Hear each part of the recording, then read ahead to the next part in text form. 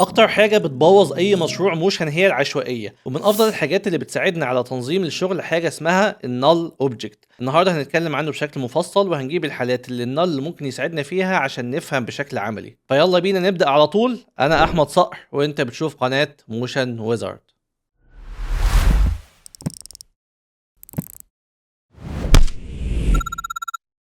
زي ما قلنا فالنال اوبجكت بيساعدنا في تنظيم الشغل. الاول تعالوا نعرف ازاي نعمل نال اوبجكت. بنعمل نال اوبجكت عن طريق ان احنا بندوس كليك يمين، بعد كده ندوس نيو، بعد كده نختار من هنا نال اوبجكت. هنلاقي اتعمل حاجه بالشكل ده. ممكن ادوس الت وكنترول وهوم عشان اخلي محور الارتكاز بتاعه في النص. طيب النال اوبجكت ده عباره عن لاير وهميه، يعني دي لاير مش بتطلع معايا في الريندر، لاير ملهاش اي مكان عندي في الكومبوزيشن بتاعي، لكن اهميتها ان هي بتربط لي العناصر ببعض بشكل اقدر اتحكم فيه بطريقه اقوى. يعني دلوقتي عندي الثلاث عناصر دول ممكن كل واحد فيهم بيبقى ليه حركه مختلف. مثلا ده بيكون واخد بوزيشن بالشكل ده من هنا لحد هنا كده، ويجي كده كمان. بعد كده هنا ده واخد بوزيشن مختلف، تمام. يجي عند الاول مثلا، يجي هنا وعند الاول نخليه يبقى كده، والتالت ده يكون مثلا بيصغر وبعد كده يجي هنا يكون كبر اكتر شويه، تمام. فلما اجي اشغل كده هلاقي كل عنصر ليه حركه مختلفه. طب انا عاوز اخلي الثلاث عناصر دول يتحركوا مع بعض. ممكن اللي انا اعمله هنا ان انا امسك الثلاثه دول واجي عند علامه البيك وايب اللي في اللاير نفسها واربطها بالنل. بعد كده اجي هنا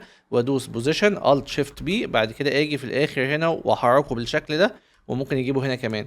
فبالتالي الحاجات كلها بتتحرك، كل حاجة ليها حركة منفصلة، وبعد كده مجموعة الأشكال دي بتتحرك حركة إضافية عليها. ده بيساعدني في كذا حاجة وهنشوف أمثلة للموضوع ده. طبعا حد ممكن يقول لي احنا ممكن نربط الاتنين دول بده وهو بيتحرك، فخلينا ناخد مثال تاني عشان نفهم ازاي النال ممكن يساعدنا، ولأن مش بينفع في كل الحالات اللي أنا أربط أكتر من أوبجكت بأوبجكت تاني موجود معاهم. لو جينا هنا مثلا عند الكومبوزيشن ده وخلينا كل واحد من الأشكال الصفرا دي نديها حتى لون أصفر عشان خاطر نميزهم، ونخلي كل واحد بيدور حوالين نفسه. طب ازاي؟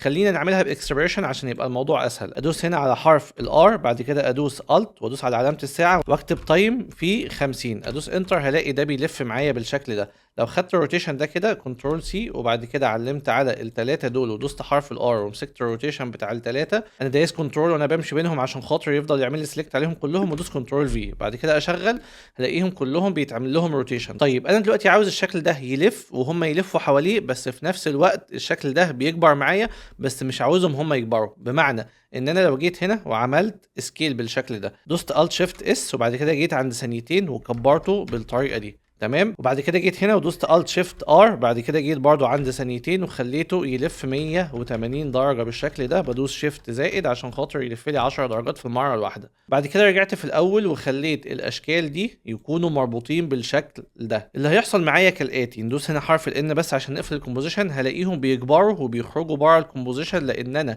اديت سكيل واديت روتيشن. لكن لو انا عاوز اوحدهم في الروتيشن لكن ما يكونوش متوحدين في السكيل مع بعض، اللي انا هعمله هيجي في الاول كده وهشيل الروتيشن من هنا، حتى ممكن اخده كنترول اكس بالشكل ده واحطه في النال اوبجكت، وبعد كده اربطهم كلهم في النال اوبجكت الاربعه دول بدل ما هم مربوطين في الشكل اللي في النص. فاللي هيحصل عندنا ان هم هيلفوا عادي، لكن الشكل ده بس هو الوحيد اللي هيكبر وهم مش هيكبروا. طبعا مش محتاجين نقول ده مفيد قد ايه، لان احنا بنعمل الحركه بشكل خاص على حسب الحاجه اللي احنا بنحركها. فساعات بنبقى عاوزين ده يكون مربوط بده بس ده بيكبر وده بيلف وهكذا. لكن اللي احنا قلناهم دول مش هم بس اللي بنستخدم النال اوبجكت عشانهم. ساعات النال اوبجكت بيفيدنا في تريكايه مهمه جدا جدا جدا هنعملها مع بعض دلوقتي.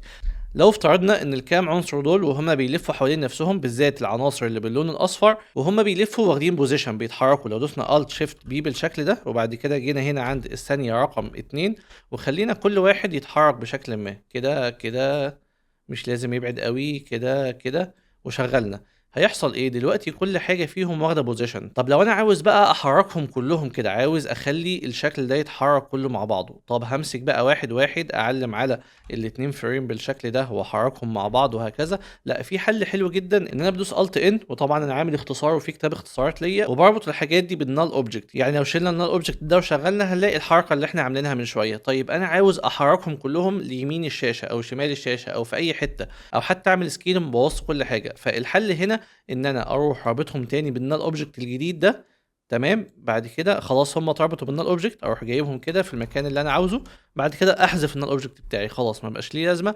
انا حركتهم في الحته اللي انا عاوزها من غير ما ابوظ الكي فريمات بتاعتي، من غير ما ابوظ الحركه، من غير ما اعمل اي حاجه. ده ممكن ينفعنا في ايه؟ ساعات الواحد لما بيرسم، يعني ساعات مثلا في المنتور شيب اللي انا بديها الاقي حد جايب لي تاسك من التاسكات والشكل مش متوسطن، يعني نفترض ان هو الشكل كده رسمه وهو بيلف او هو بيتحرك معايا في جزء من الشاشه مش متوسطن. دلوقتي لو هو حب يعمل تعديل عليه في وسط حاجات كتير قوي موجوده، ساعتها هيبوظ الشكل كله. الحل السريع والسهل ان هو يعمل زي ما احنا ما قلنا كده، وده اللي انا عملته مثلا وانا بعمل حاجه زي لوجو فاهم. لو جينا هنا نبص على اللوجو ده وننزل كده بالشكل ده، هلاقي اللوجو بعد ما اتكون عندي بدأ ان هو يتعمل من الشمال لليمين بالشكل ده زي ما احنا شايفين، لان انا بعد ما خلصت اللوجو بالشكل ده وعدلت الفيه طبيعيه فانا كنت عاملها كده في الاول، لكن مهندس هلال صاحب القناه قال لي انا عاوز في بدايه تكوين اللوجو يبقى المخ متوجه للناحيه دي، لان انا هكون قاعد اصلا في الناحيه دي. فبالتالي الحل الامثل عشان احل المشكله دي ان انا اخليه يطلع بالشكل ده وبعد كده اشقلبه زي ما انا عملت. طب انا عملت الحركه خلاص، احلها ازاي؟ حليتها عن طريق ان انا عملت هنا نال اوبجكت وبعد كده ربطتها بالحاجات اللي عندي، وبالتالي الموضوع اتحل بمنتهى السهوله.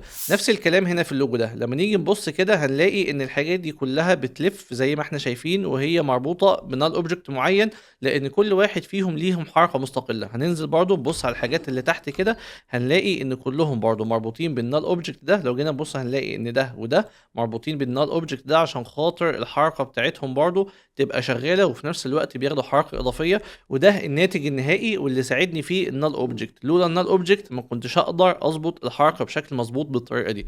ده كل حاجه ممكن نعرفها عن النال اوبجكت. طبعا النال اوبجكت برضو بيفيدنا لما بنيجي نعمل كاميرا 3 دي ولما بنيجي برضو نلعب في النقط بتاعت بعض العناصر، لكن خليها لوقتها، كل حاجه هتبقى في فيديو مستقل باذن الله. اتمنى ان الفيديو يكون مفيد ليكم، حاولوا تشوفوا الفيديو اكتر من مره، حاولوا تطبقوا، حاولوا تجربوا بايديكم، لان هو ده اللي بيوصل الانسان ان هو يتعلم فعلا. ما تنسوش تعملوا لايك او تعليق لو الفيديو فاتكم، لو عندكم ملاحظه او تعليق او اي حاجه عاوزين تقولوها اكتبوا في الكومنتات، وما تنسوش تتابعوا جروب التليجرام هتلاقوه في وصف الفيديو، لان انا بحط عليه ملفات العمل لما بيكون فيه ملفات، وببعت عليه فويسات ونصايح مهمه جدا ممكن تفيدكم. اشوفكم في فيديو جديد، سلام يا اصدقاء.